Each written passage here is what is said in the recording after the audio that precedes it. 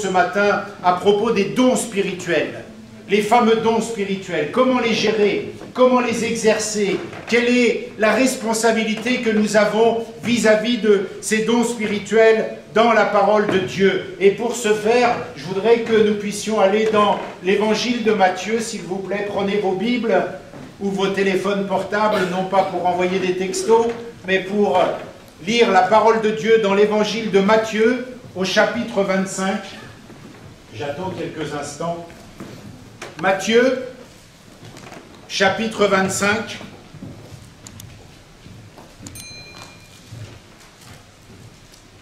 À partir du verset 1er.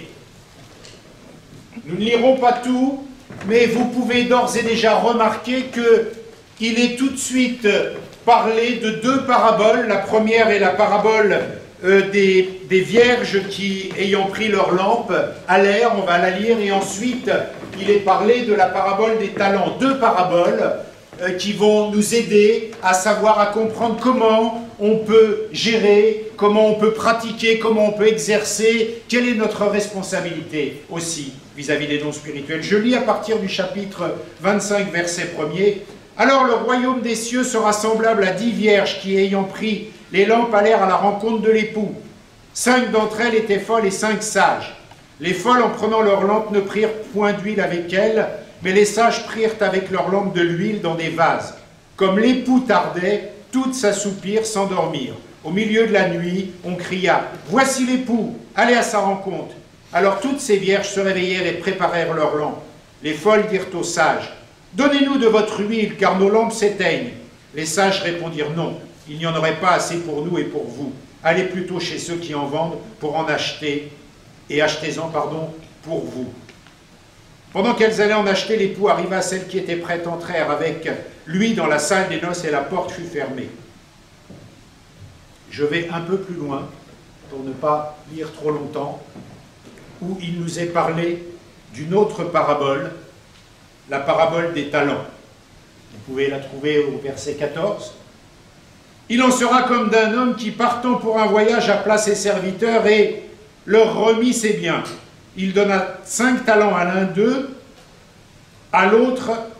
Alors je reprends parce que j'ai la toute petite Bible et je ne vois pas bien. Il donna 5 talents à l'un, 2 à l'autre et 1 au troisième, à chacun selon sa capacité, et il partit. Aussitôt celui qui avait reçu les 5 talents s'en alla, les fit valoir, et il gagna 5 autres talents. De même, celui qui avait reçu les 2 talents en gagna 2 autres. Celui qui n'en avait reçu qu'un alla faire un creux dans la terre et cacha l'argent de son maître. Longtemps après, le maître de ses serviteurs revint et leur fit rendre compte. Celui qui avait reçu les 5 talents s'approcha en apportant 5 autres talents, et il dit « Seigneur, tu m'as remis 5 talents, voici j'en ai gagné 5 autres. » Son maître lui dit « C'est bon, c'est bien, bon et fidèle serviteur, tu as été fidèle en peu de choses. Je te confierai beaucoup. Entre dans la joie de ton maître. » Celui qui avait reçu les 2 talents s'approcha aussi, et il dit « Seigneur, tu m'as remis 2 talents, voici. J'en ai gagné 2 autres. » Son maître lui dit « C'est bien, bon et fidèle serviteur, tu as été fidèle en peu de choses. Je te confierai beaucoup. Entre dans la joie de ton maître. » Je continue. Celui qui n'avait reçu qu'un talent s'approcha ensuite et il dit « Seigneur, je savais que tu es un homme dur, qui moissonne où tu n'as pas semé, et qui amasse où tu n'as pas vanné. J'ai eu peur, et je suis allé cacher ton talent dans la terre. Voici, prends ce qui est à toi. » Son maître lui répondit « Seigneur, serviteur, méchant et paresseux, tu savais que je moissonne où je n'ai pas semé, et que j'amasse où je n'ai pas vanné. Il te fallait donc remettre mon argent au banquier, et à mon retour, j'aurais retiré ce qui est à moi avec un intérêt. Ôtez-lui donc le talent et donnez-le à celui qui a les 10 talents. Car on donnera à celui qui a, et il sera dans l'abondance. Mais à celui qui n'a pas, on ôtera même ce qu'il a. Et le serviteur inutile, jetez-le dans les ténèbres du dehors, où il y aura des pleurs et des grincements de dents. 2 paraboles, 2 situations, 2 gestions, qui ne parlent bien sûr pas des dons spirituels tout de suite, mais qui parlent d'un principe qui va être important pour que nous puissions comprendre l'exercice, l'organisation des dons spirituels. La parabole des vierges folles est plus de la gestion. Vous savez, un bon gestionnaire de stock, qu'est-ce qu'il fait? Il prend les entrées, il prend les sorties, et quand il y a trop de sorties, il dit non, non, pas trop, parce qu'on n'a plus d'entrées. Il gère bien précisément. C'est un bon comptable. Il dit là, on ne peut pas dépenser, parce qu'on n'a pas reçu d'argent en conséquence, notre société ne peut pas dépenser, elle n'a pas fait de bénéfice. C'est une bonne gestion. Et Dieu nous enseigne au travers de cette parabole à bien gérer les choses qui concernent son royaume. Mais un peu plus loin, quand on descend dans le chapitre 25, il y a la parabole des talents. Alors les talents, c'était une mesure, ça parlait d'argent, ça parlait de choses comme ça, mais il y a un principe. Le principe, c'est le suivant, on n'est plus dans la gestion, on est dans l'investissement. C'est-à-dire qu'on n'est plus dans la situation de se dire « je n'ai reçu que ça, donc je ne peux dépenser que ça ». On est dans le principe de dire « j'investis, je fais fructifier ce que j'ai ». Je rentre dans la dimension de croissance.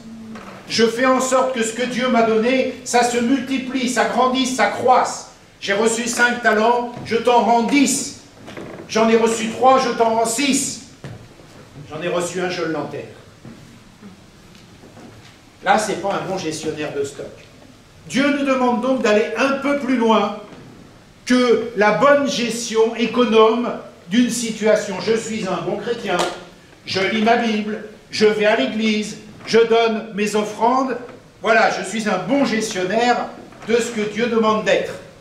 Sauf que Dieu dit, tu dois investir. Tu dois faire un pas de plus. Tu dois faire quelque chose de plus. Tes talents, alors tes talents, c'est ton temps, ton argent, ton intelligence, tout ce que tu as à disposition, mets-le au service de Dieu pour que ça fructifie, pour que ça puisse croître. Ce n'est pas « j'ai reçu le salut, donc comme j'ai reçu le salut, je vais prier, je vais à l'église, et stop ». Fais croître. C'est ce que nous enseigne cette parabole. Et j'en viens au don spirituel. La Bible nous enseigne, nous allons le voir dans l'Épître aux Corinthiens, qu'il ne faut pas être égoïste avec les dons spirituels parce que nous ne les avons pas reçus pour nous, mais pour les autres. Et que le principe qui va gérer les dons spirituels, c'est aussi celui de faire croître, de faire fructifier, de faire grandir, de faire multiplier, de permettre aux autres d'être bénis. Non pas pour moi, non pas pour mes capacités, je ne reçois pas un don, un talent pour l'enterrer, je le reçois pour le mettre au principe de croissance du royaume. Jésus-Christ est le don de Dieu aux hommes. Ça, c'est ce que nous enseigne la parole. Le Saint-Esprit est le don que Jésus-Christ nous donne. Mais l'Esprit de Dieu donne des dons à l'Église. À chacun de nous, il donne au moins un don, nous dit l'Épître aux Corinthiens. Qu'on le veuille ou non, c'est écrit. C'est ce que déclare la parole de Dieu. Ça pourrait représenter un but dans nos vies de dire voilà, je suis comme les vierges folles, ma bouteille est encore à moitié pleine, c'est bon, je la garde à moitié pleine. Mais la Bible nous dit va plus loin. Non seulement ta bouteille est à moitié pleine, mais tu dois investir ce moitié plein pour que ça grandisse, pour que ça croisse et pour que ça multiplie. Alors comment, ce matin, l'interpellation du Saint-Esprit, alors que cet après-midi, on va rentrer dans une dimension spirituelle puissante, l'interpellation du Saint-Esprit, c'est quoi?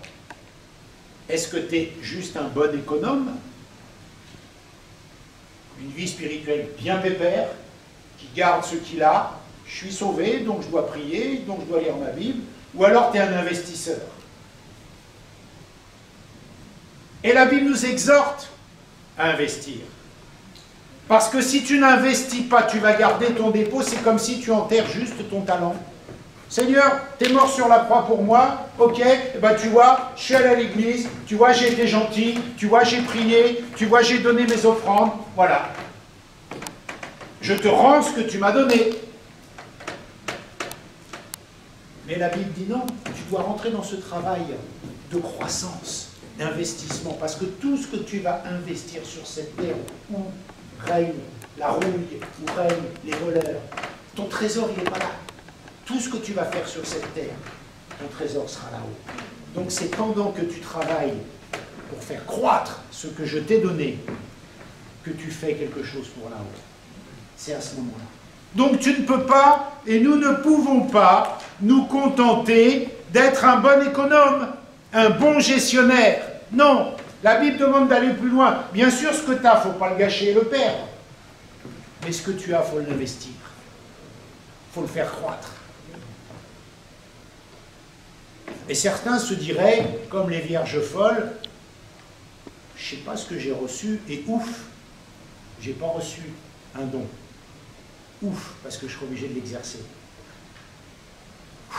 Merci, j'ai rien reçu. On ne peut pas s'en tirer comme ça. On ne peut pas. La Bible dit que tu en as au moins un, que tu le veuilles ou non. C'est pas ce que déclare la Bible. Et si tu ne cherches pas ce que tu as, tu ne vas pas le trouver. Et si tu ne le trouves pas, tu ne le mettras pas au profit du royaume de Dieu et tu ne le mettras pas au profit pour servir les autres. Et ce n'est pas pour toi que tu as des dons. C'est pour l'autre. C'est pour tes frères, c'est pour l'Église, c'est pas pour toi. Et ce que Dieu te donne, tu dois le mettre au principe de la croissance. L'Esprit de Dieu nous interpelle. Parce que cet après-midi, on va rentrer dans la chambre haute, on va chercher ce que Dieu nous a donné. Quel est mon don? Qu'est-ce que tu veux? Mon ou mes dons? Qu'est-ce que tu veux que je fasse? Comment veux-tu que je te sers? Peut-être que tu n'as jamais pensé un seul instant que tu pouvais avoir un don d'ailleurs. Tant c'est pour les autres, les spirituels, les gens qui ont quelque chose. Moi, j'ai rien. Tiens, c'est vrai, je n'avais jamais pensé que je pourrais avoir un don. Rectifie, mon frère, ma soeur. Rectifie. Parce que la parole déclare que tu en as un. C'est un peu comme, toute proportion gardée, acheter une maison ou la louer.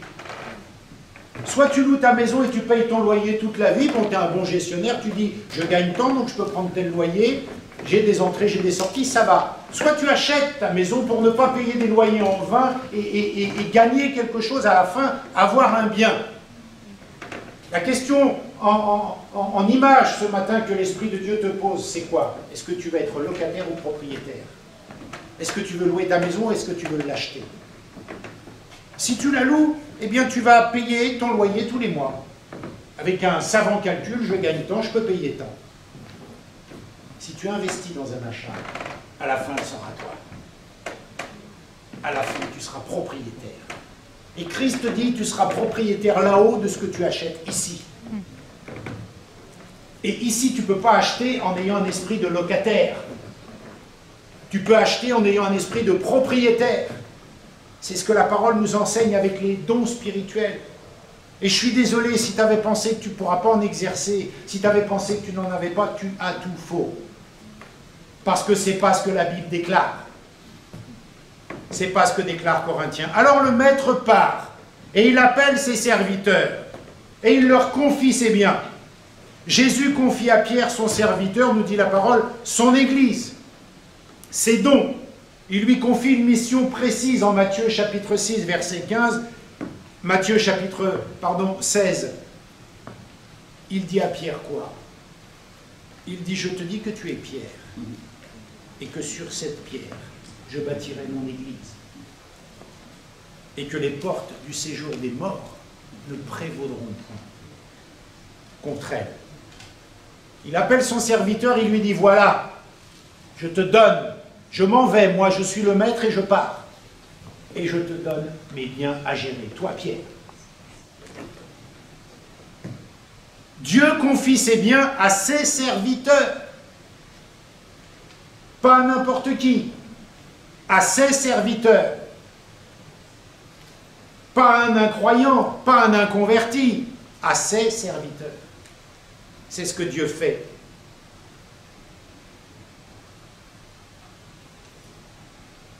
La question est, est-ce que je suis un serviteur ou est-ce que je ne suis pas un serviteur? Tu es un serviteur. Tu es une servante de Dieu. Tu l'es. Donc Dieu te confie ses biens. Il n'y a pas le choix. Pourquoi je ne les mérite pas? Est-ce que c'est trop pour moi? Ce n'est pas le principe, ce n'est pas le problème. Que tu l'acceptes, que tu ne l'acceptes pas, que tu le comprennes, que tu ne le comprennes pas, Dieu confie ses biens à ses serviteurs. à ceux qu'il a choisis, à ceux pour qui il est mort à la croix de Golgotha. Il est mort pour toi, tu es un serviteur, Dieu te confie des biens. C'est aussi simple que ça. La vraie question que tu vas te poser, c'est est-ce que je suis vraiment un serviteur, est-ce que je suis vraiment une servante? Ou tu vas te dire, est-ce que je suis capable d'être un serviteur ou une servante? Je te répondrai par une autre question, est-ce que Christ est mort pour toi ou pas? Si oui, tu es un serviteur. Sinon, tu n'es pas un serviteur de Christ s'il n'est pas mort pour toi. Tu n'es pas expérimenté, certes, mais tu es un serviteur. Tu es une servante. Et tu es bien plus, nous dit la parole de Dieu. Tes filles, tes fils, t'es plus. L'autre question, est-ce qu'il t'a confié ses biens? Tu vas te poser cette question fatalement. La question, ce n'est pas est-ce que tu sais quel bien il t'a confié? La question, c'est est-ce qu'il t'a confié ses biens? Et la réponse est oui. Même si tu n'as pas identifié, même si tu ne sais pas, il t'a confié ses biens. Oui, mais je ne sais pas quoi. Ce n'est pas là le problème tout de suite. Il t'a confié quelque chose. Il t'a confié ses biens. La réponse est oui, il t'a confié quelque chose parce que la Bible dit dans 1 Corinthiens chapitre 12 verset 7, tu trouveras les réponses, et 1 Corinthiens chapitre 12 verset 11, alors il faut croire à cela. La Bible nous enseigne dans Corinthiens que l'Esprit de Dieu a donné au moins un don, au moins un, à chacun de nous qui composons l'Église, qui sommes ses serviteurs. Et qu'à ce titre-là, le Maître est venu, il a dit, tiens, je te donne mes biens, je te demande de les gérer selon le principe de la parabole de croissance, je ne te demande pas de les enterrer. Oui, mais j'en ai pas, je ne l'ai pas identifié, pour l'instant, on n'en est pas là. Sache déjà que tu es gestionnaire de quelque chose. Mais gestionnaire investisseur, pas gestionnaire intendant, pur et simple. Ça fait une différence. Ce temps est-il fini? Bien sûr que non. 1 Corinthiens chapitre 12 verset 11 nous dit que l'Esprit de Dieu les distribue à qui il veut comme il veut. C'est l'Esprit de Dieu. L'Esprit de Dieu sait parfaitement ce qu'il doit te communiquer. C'est parfaitement ce qui te convient. Et le devoir que nous avons, c'est simplement de nous soumettre à cette vérité biblique. Seigneur, je ne sais pas ce que j'ai reçu. Je ne m'en sens pas capable. Mais je suis un serviteur. Je sais que tu as confié à tes serviteurs, à tes servantes quelque chose. Je sais que selon Corinthiens, j'ai au moins un don spirituel. Je ne sais pas lequel, je ne m'en sens pas capable, mais j'en ai un. Et que je ne peux pas être égoïste de le garder pour moi et de l'enterrer, parce que je dois le mettre au service des autres. C'est un devoir. Parce que quand tu vas revenir, tu vas me dire bon et fidèle serviteur ou méchant serviteur qui n'a pas fait ce que je lui demandais. Vous êtes d'accord avec ça? Est-ce que nous pouvons réaliser ensemble ce matin que nous avons quelque chose à faire dans ce domaine-là? C'est pas pour les autres. C'est pas pour les Corinthiens. C'est pas pour les églises charismatiques. C'est pas pour les autres assemblées. C'est pour toi parce que la parole le dit. Ça, c'est important. Et ce matin, avant de rentrer dans la chambre haute cet après-midi, on doit être conscient de ça. Parce que si je suis là et que je me dis, moi, j'ai pas pensé à tout ça, puis j'ai rien, de toute façon, je suis trop nul, et je ne peux rien exercer, c'est pas la peine d'aller plus loin, il faut que tu t'arrêtes et que tu te dises, j'avais peut-être pas vu tout ça comme ça, mais j'ai certainement quelque chose. Parce que la parole le dit. Et c'est une prise de conscience qu'il faut avoir. C'est une prise de conscience. Parce que peut-être que tu te dis, mais j'ai jamais exercé un don spirituel. Ok. Ben, c'est pas bien. Et c'est parce que la parole demande, c'est parce que la parole dit. C'est parce que la parole veut. Le maître vient, il part, il dit je m'en vais, et il confie son dépôt. Quels sont des dépôts, qu'est-ce qui a été confié en termes de dons spirituels à l'Église? Qu'est-ce qu'il a confié? Rapidement, dans 1 Corinthiens chapitre 12, versets 8 à 10, la Bible nous dit que 9 dons ont été confiés par le Saint-Esprit à l'Église. 9 dons. Vous pourrez les lire.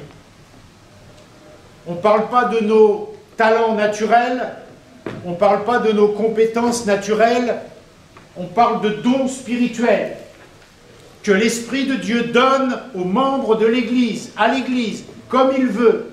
Et il le fait pour l'utilité commune de tous. Pas pour moi tout seul, pour l'utilité.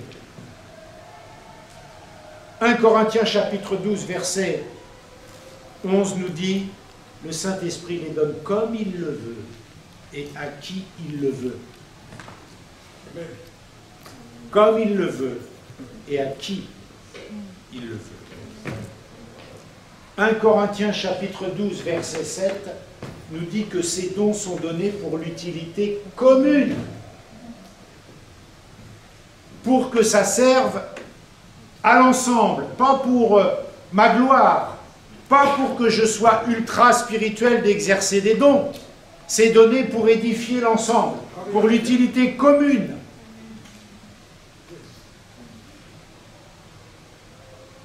Tu es un égoïste si tu n'exerces pas tes dons spirituels. Parce que tu ne contribues pas à édifier les autres. Tu ne te sers pas du talent spirituel, du don que Dieu t'a donné pour l'utilité commune. Et ça n'a rien à voir avec ce que tu penses de toi. Ça n'a rien à voir avec ton degré de sanctification. Ça n'a rien à voir avec ta capacité de croire que tu peux ou pas.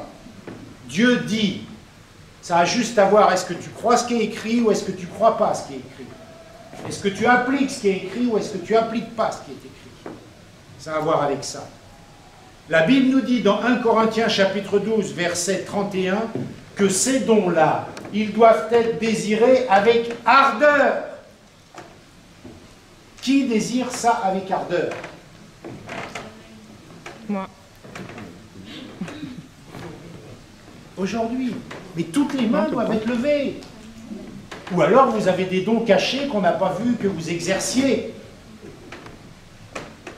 Si vous ne désirez pas quelque chose avec ardeur, c'est soit ça ne vous intéresse pas, soit vous l'avez déjà. Alors si vous l'avez déjà, je veux le voir. Parce que j'en ai besoin, mon frère, ma soeur. J'ai besoin de ton don. J'ai besoin de ce que Dieu, de ce que l'Esprit de Dieu t'a donné. J'en ai besoin. C'est pas pour toi, c'est pour moi. Et moi, je dois exercer pour toi ce que Dieu m'a donné. T'en as besoin de ce que j'ai reçu, parce que ça va t'édifier. Tu ne peux pas le garder pour toi. Pour ça que toutes les mains doivent être levées quand je dis désirer ardemment. Parce que c'est un signe d'amour envers l'autre que de désirer les dons. C'est parce que j'aime l'autre que je veux des dons. C'est pas pour me la péter. C'est parce que j'aime l'autre. C'est parce que j'aime mon église. J'aime mes frères et sœurs. Je veux le don de guérison parce que lui il est malade. Je veux le don de discernement, de profit, de tout ce que tu veux, parce qu'il en a besoin. Qu'est-ce que j'en ai à fiche, moi, de découvrir spirituellement le problème qu'il a? Ça ne va rien m'apporter. C'est pour lui, pour l'aider. Pour qu'il s'en sorte. 9 dons, je dois les désirer ardemment. 1 Corinthiens chapitre 7, verset 7, il nous dit qu'ils conviennent absolument à ceux qui les possèdent. Ils sont parfaits pour toi, ils te conviennent. Parce que c'est l'Esprit de Dieu qui a fait le menu pour toi. J'accélère. 1 Timothée chapitre 4 verset 14 nous dit qu'ils doivent être soigneusement entretenus. Comment veux-tu entretenir quelque chose que tu ne connais pas, que tu n'as même pas identifié? Qu'est-ce qu'il dit à Timothée? Travail, entretien. Si je vous disais quel est ton don, qu'est-ce que tu as reçu? Ok, ben cherche, aspire, réclame. Sache qu'il te manque quelque chose.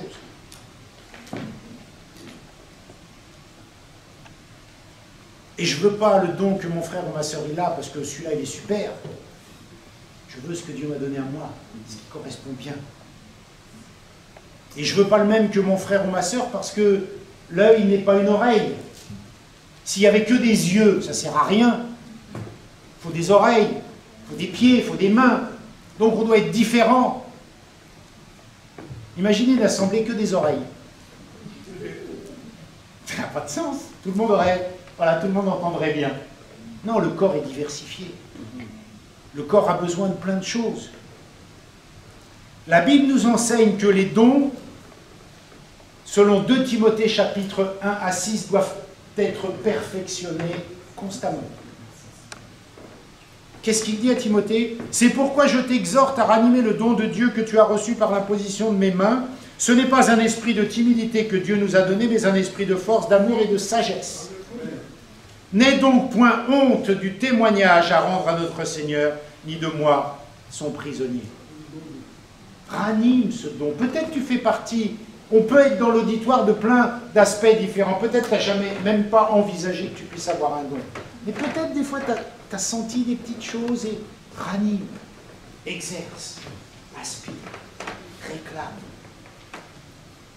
Et si tu dis, et je ne vais pas demander de don spirituel, c'est pas juste, sache que ta demande elle est faite au nom de l'amour pour le corps de Christ. Parce que tu dois participer à ce corps. Le maître partit, nous dit la Bible, et aussitôt, nous dit la Bible dans cette parabole, aussitôt, celui qu'en avait reçu 5 s'en alla, mis en action. Il a tout de suite mis en action, aussitôt. Ça veut dire quoi? Ça veut dire que le maître, il part en nous laissant ses biens, la gestion de ses biens. Et la Bible dit qu'ils mettent en action aussitôt. Vous pouvez vérifier ça dans Matthieu. Ça veut dire ils reçoivent et aussitôt ils mettent en action cet investissement des dons, des 5 autres dons, pour par exemple celui qui en avait 5. Qu'est-ce que ça te dit à toi? Toi, tu vas te dire, mais j'ai besoin d'une formation, j'ai besoin qu'on m'enseigne. Eh bien, la Bible dit non, aussitôt. Autrement dit, ils n'avaient pas reçu une formation, par exemple, de banquier, pour connaître les intérêts, pour connaître tout ça. Non, aussitôt, ils ont mis en œuvre. Comment ils ont fait? Ils reçoivent un truc, aussitôt, ils investissent. Action, réaction. Je n'ai rien, mais ce que j'ai, je te le donne. Au nom de Jésus, les frères marchent. Il n'a pas été à l'école biblique pour apprendre tout ça. J'ai rien, mais ce que j'ai, tiens, je te le donne. J'ai que quelques pains, que quelques poissons. Ouh, la foule, elle est nourrie. C'était tout de suite qu'ils avaient besoin de manger. Ils ne sont pas allés faire des cultures pour apprendre le marché du pain, le marché des poissons, comment investir dans la poissonnerie, comment investir dans la boulangerie, pour pouvoir avoir la possibilité de belles machines qui fabriquent plein de baguettes. Non, ils n'avaient que quelques pains, quelques poissons. Action. C'est quoi l'impulsion du Saint-Esprit pour toi aujourd'hui? Mets en action tout de suite, travaille là, exerce. Exerce ce que tu as reçu. Exerce. Investis. C'est une démarche d'amour. Ce n'est pas une démarche d'orgueil. C'est une démarche d'amour. Tu le fais pour les autres, tu ne le fais pas pour toi. Investis.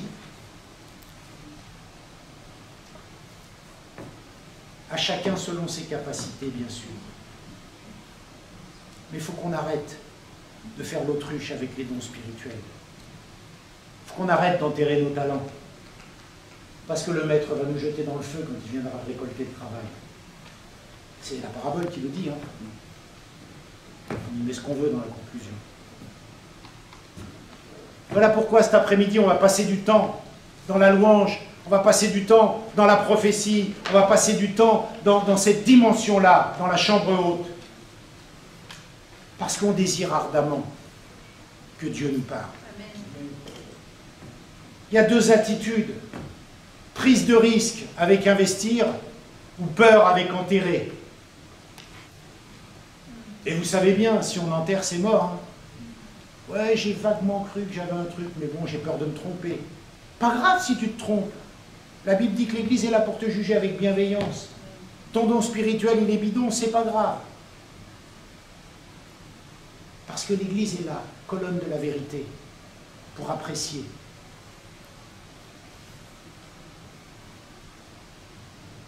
On essaye, on s'exerce, on ne réussit pas à tous les coups.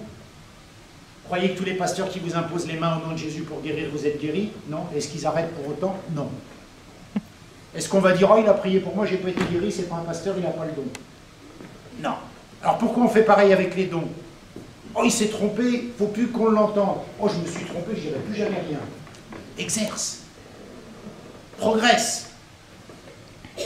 Et si tu te trompes, la bienveillance de l'Église, de tes frères et sœurs te dira, non mon frère, là tu t'es un peu enflammé. Là tu as un peu déliré. Mais c'est pas grave, c'est avec bienveillance, c'est avec amour. C'est comme moi, quand j'ai commencé à... Je dis pas que je prêche bien, mais quand j'ai commencé à prêcher, bon, mais c'est naze ce que tu as dit, quoi. Là, t'aurais pas dû dire comme ça. Et bien, à force de prendre avec bienveillance ce qu'on me disait, et ben, tu t'améliores. Je dis pas que je suis excellent. Je suis parfait.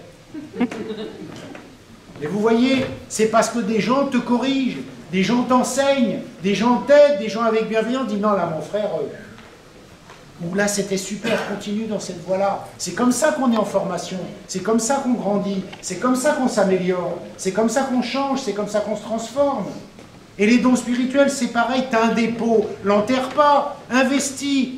Et puis, oui, mais tu m'as dit une parole que tu as dit de Dieu. Mais bon, ok, alors, j'ai pu me tromper dans ce que j'ai perçu, mais en tous les cas, voilà, je t'ai dit ça, tu as la sagesse pour juger si ça a du sens ou si ça n'a pas de sens. Et puis voilà, ça ne fait pas de moi un démon qui fait des fausses prophéties. Je ne suis pas un faux prophète. Et puis, moi j'ai le don de guérison, je prie pour toi, tu n'es pas guéri. Je ne suis pas un charlatan. J'ai mis ma foi en action, c'est tout. Et je vais la remettre en action. Parce que c'est le principe. Alors évidemment, après on peut devenir complètement déséquilibré. Mais l'Église qui est la vérité, elle est là pour... C'est ça la famille de Christ. C'est ça la communion fraternelle. C'est qu'ensemble, on peut c'est ce qu'on a vu la semaine dernière dans le message sur l'Église, d'avoir une assemblée locale. Si personne te dit que tu fais mal, tu crois toujours que tu es champion du monde. Si personne ne te redresse, si personne ne te corrige, mais tu es le maître du monde. Personne ne te contredit jamais. Ça n'a pas de sens. Ça n'a pas de sens.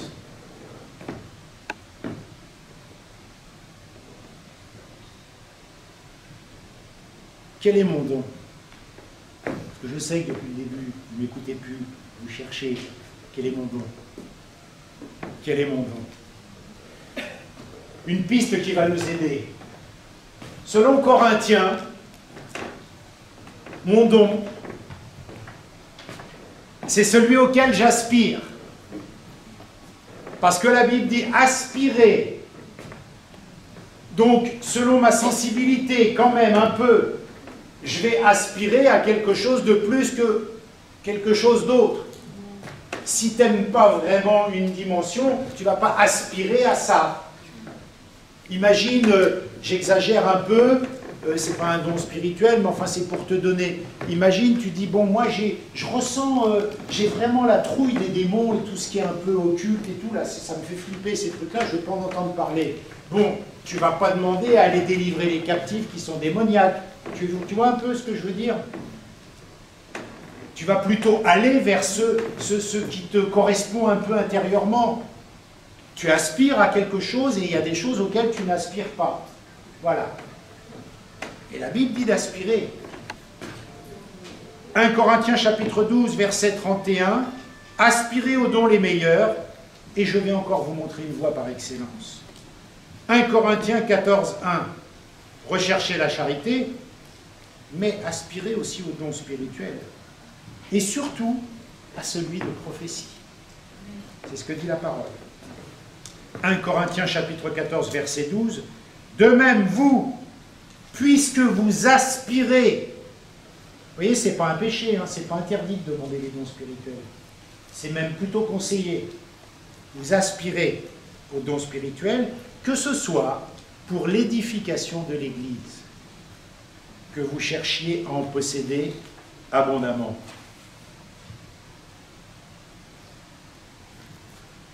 « 1 Corinthiens chapitre 14. 39. Ainsi donc, frères, aspirez. Ça veut dire désirer, ça veut dire voulez, chercher. Au don de prophétie, et n'empêchez pas de parler en langue. Quel est mon don? La réponse va te surprendre. Ce n'est pas tellement tout de suite de le connaître précisément, mais c'est de soumettre ce à quoi tu aspires à la volonté de Dieu. J'ai cette aspiration dans le cœur. Seigneur, je soumets ça à toi. Je te soumets ça. Mon aspiration, ce à quoi j'aspire, je te le soumets. Ça ne me dit pas quel don tu m'as donné, mais c'est l'autre démarche. C'est voilà, je te soumets mon aspiration pour que tu me parles. Et là, tu es en route pour commencer à exercer les dons spirituels. Oui, mais je viens de me baptiser il y a 2 mois. Je ne peux pas avoir des dons spirituels. Vos jeunes gens auront des visions. Vos vieillards auront des songes, dit Joël. Et le monde, il a un sacré proverbe qu'on va lui emprunter pour aujourd'hui. Vous savez ce qu'il dit? Il dit « La valeur n'attend pas le nombre des années ». Ça veut dire qu'il n'y a pas un super pasteur qui descend et qui te dit « 12 ans de conversion, ok, tu peux exercer prophétie. 20 ans de conversion, ok, tu peux exercer le parler en langue. 6 mois de conversion, tais-toi, assieds-toi dans les rangs. » Ça n'existe pas. Ça n'existe pas. Mais nous, on se crée ces personnages dans notre... Oh, je ne suis pas assez ancien dans la foi pour dire quelque chose quand même. Oui, sauf qu'à force de te dire ça, ça fait 30 ans que tu es dans la foi, tu n'as jamais rien exercé. Vous voyez ce piège que l'ennemi met dans nos têtes. Et après, on s'ennuie dans les assemblées, il ne se passe jamais rien. Oh, l'église, c'est nul. Ben forcément. Vous avez des dons, nous avons des dons, nous ne les exerçons pas. On ne s'entraîne pas à les exercer, ça ne peut pas être génial. Voilà pourquoi cet après-midi, on va aller dans la chambre haute. Seigneur, on aspire. Seigneur, on va peut-être se planter, mais c'est dans l'amour qu'on se plante. Amen. Je souhaite que mon frère soit guéri. Je lui ai dit, je crois que Dieu te guérit, je me suis trompé. Ça part d'un bon sentiment. Ça ne fait pas de moi un démoniaque. Évidemment, le rôle des bergers, c'est de canaliser. Le rôle des anciens, c'est de mettre un cadre à l'exercice de ces choses-là, bien évidemment. Mais si, dès le départ, on en a peur, on n'ira jamais plus loin. On n'ira jamais plus loin. C'est clair. Faire valoir les biens du maître pour lui montrer les intérêts. Vous êtes la lumière du monde. Je conclus, comme ça on ne passera pas trop de temps. J'ai abrégé. Vous êtes la lumière du monde. Vous savez, aujourd'hui, j'entends, même il y a des chrétiens, ils disent comme ça, ouais, vraiment, la nourriture, elle est gâchée dans le monde. Il y a des gens, ils meurent de faim, puis il y en a, ils en ont trop. Hein. Et puis, voilà, c'est pas normal parce que il y a des gens qui meurent de soif et nous, on fait couler de l'eau et tout. Ok, ça veut dire mauvaise répartition des richesses, ça veut dire tout ça. Mais toi, qu'est-ce que tu es en train de faire quand tu n'exerces pas tes dons? Tu as une richesse et t'en prives les autres. C'est exactement la même chose. On est le sel de la terre, mais on n'assaisonne pas la terre. On est la lumière du monde, mais notre lampe, on la met en dessous pour pas qu'elle éclaire. Où est-ce que le monde verra les dons spirituels? Dans l'Église. Où est-ce que le monde verra le surnaturel? Dans l'Église. Où est-ce que le monde verra la puissance de Dieu? Dans l'Église. Alors je ne dis pas là dans l'Église, comprenez-moi bien, quand je dis dans l'Église, c'est pas genre il faut que tu ailles à l'Église dans un local pour voir la puissance, mais l'Église c'est elle, dans sa globalité, qui va exercer la puissance de Dieu. C'est elle qui va saler la terre, c'est elle qui va éclairer la terre. Mais si l'Église est composée que d'assemblées locales et que de membres locaux qui flippent des dons, on ne pourra rien faire pour les gens. D'abord pour nous, pour notre communauté. Donc il faut qu'on réfléchisse à cela. Il faut qu'on rentre dans cette dimension, parce que finalement, on est comme ces gens qui disent « Ouais, les richesses, elles sont mal réparties. » Bah toi aussi, tu ne les répartis pas, les richesses, parce que tu as plein de richesses en toi et tu n'en fais pas profiter les autres. C'est la même chose. C'est la même chose. Et je sais que le diable vient et dit, oui, mais toi, tu n'es pas capable, toi, tu n'es pas ci, toi, tu n'es pas... C'est pas ça le problème. Je ne suis pas capable d'être sauvé, je ne méritais pas le salut, et j'ai aucune compétence. Dieu me l'a donné quand même. Et il me demande de prendre. Ce n'est pas parce que je suis bien, ce n'est pas parce que je suis beau, il me demande de prendre, il m'a donné. Et ça ne dépend pas de ma valeur. Ça ne dépend pas de l'opinion que j'ai de moi. Ça ne dépend pas de l'opinion qu'Hermine a de moi, par exemple. C'est la valeur que j'ai aux yeux de Dieu et ce qu'il m'a donné. Si Hermine, elle pense que je n'ai pas reçu telle et telle chose, elle en a le droit, mais ça n'enlève rien à ce que Dieu m'a... Pardon Hermine de te prendre en exemple. Voilà. Ça n'enlève rien à la valeur de ce que Dieu m'a donné. Et c'est comme ça que ça marche. Et peut-être dans ta tête, tu as une petite voix qui dit « Ouais, non, mais toi, tu as vu, je parle mal, je dis ça, ou j'ai mauvais caractère, je ne peux pas exercer. » Rien à voir. On est là d'en comprendre des principes, de comprendre comment fonctionne le royaume avec des règles, les règles de la foi. Il y a même des gens qui vont avoir compris ces principes-là et les exercer et qui ne seront pas de Dieu. Parce que des gens viendront devant Jésus et diront « On a fait des miracles ». Et Jésus dira « Je ne vous connais pas ». Vous avez réfléchi à cette phrase un peu? Ça veut dire que ces gens-là, ils ont été capables de faire des miracles à un moment donné, tout en n'étant pas de Dieu. Réfléchissez. On n'a pas le temps de développer. Réanimons. Découvrons le don qui est en nous. Pour certains, il s'agira carrément de le découvrir. Pour d'autres, de le réanimer. Pour d'autres, c'est carrément d'envisager même la possibilité de croire que, quoi, moi je peux avoir un don? Ouais, tu peux en avoir. Au moins un, dit la parole, ça veut dire que peut-être plus. Au moins un. La parole ne dit pas les choses pour rien, elle n'aurait pas mis au moins si c'était un par personne. Elle aurait dit un par personne. Au moins un. Gloire à Dieu. Amen. Merci Seigneur. On va avoir des réunions plus vivantes. On va avoir des réunions plus puissantes. Alors ça ne va pas devenir le délire de Corinthe. Pour autant, parce que Dieu nous donne des cadres. Et dans l'Église, il y a de l'ordre. L'esprit des prophètes est soumis aux prophètes. Et on apprend ça ensemble. Comment on a connu l'Évangile? C'est parce qu'un jour, quelqu'un a exercé son don. Moi, je me suis converti dans une église parce qu'un pasteur a prêché. Si ce gars-là n'avait pas prêché, je n'aurais pas entendu la parole. Il a exercé le ministère de la parole. Il a fait ce que Dieu lui avait donné. Il y a des prophètes, il y a des pasteurs, il y a des évangélistes, il y a de tout. Mais ces gens-là, ils exercent ce que Dieu leur donne.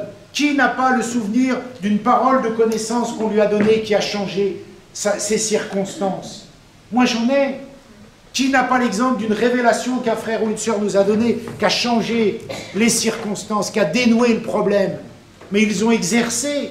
Et heureusement que ces gens-là ont exercé. Parce que peut-être je serai encore, peut-être, je ne sais pas, je ne peux pas l'affirmer, je serai encore dans mes difficultés, dans ce domaine-là. Mais parce que quelqu'un a osé, quelqu'un a exercé, quelqu'un a fait, ça a servi. Et puis, je voudrais conclure, je finis, voilà, le message, il est fini. Dernière feuille. Rappelons-nous ce qui est arrivé au mauvais serviteur. Quand même, il y a cette dimension dans la parole que quand on ne met pas en croissance, quand on n'investit pas dans ce que Dieu nous donne, c'est comme si on l'enterrait. Et dans cette parabole-là, c'est un reproche qu'il est fait à ce serviteur. C'est un reproche. Lui, prenez-le, attrapez-le, jetez-le au feu. Frères et sœurs, quand même.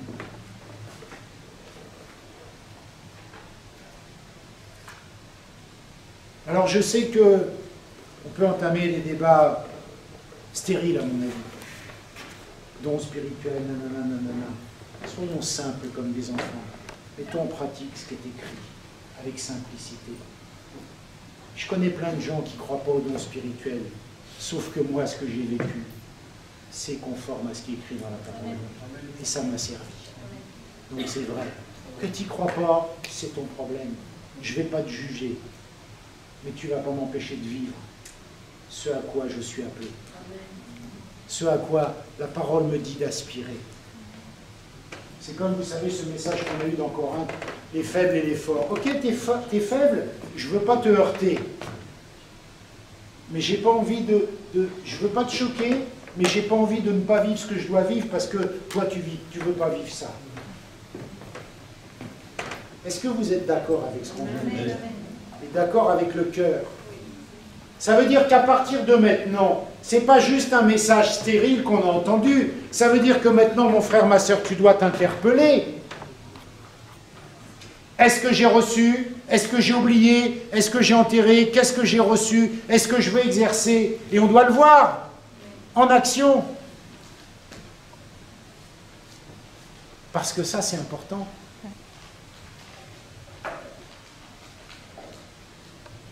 Si on reprêche la même chose dans un an ou deux et qu'on n'a pas avancé,